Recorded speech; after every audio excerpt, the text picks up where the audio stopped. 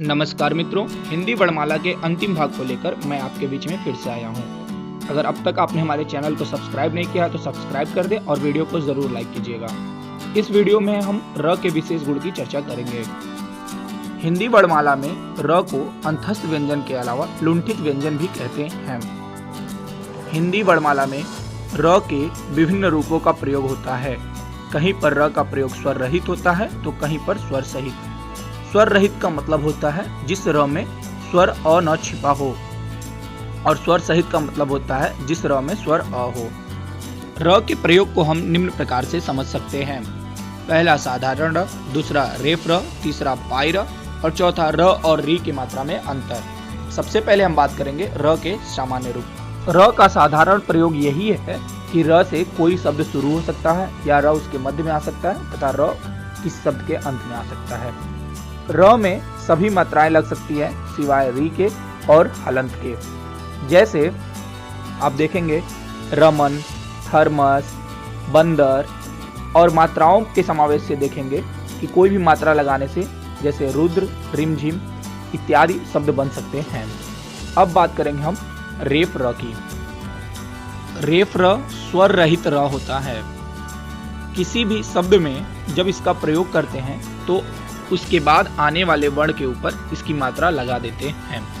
जैसे प, र, हलंत और व, तो इसमें र की मात्रा व पे लग जाती है। वैसे ही जुर्माना, वर्णन आदि शब्द होते हैं। कुछ ऐसे शब्द भी होते हैं जिसमें र के बाद का वर्ण भी स्वर रहित होता है, तो इसमें रेफ का प्रयोग उसके अगले वाले वर्ण के ऊपर लगा देते हैं। जैसे वर्ण और अर्घ, इसमें देखेंगे र के बाद वाले ड़ और घ भी स्वर रहित व्यंजन हैं। अब बात करेंगे हम पदेन र की। तो पदेन र भी एक स्वर रहित र होता है। पाई वाले व्यंजनों के बाद प्रयुक्त र का यह रूप तिरछा होकर लगता है। जैसे क्रमांक, प्रसाद, प्रचार आदि।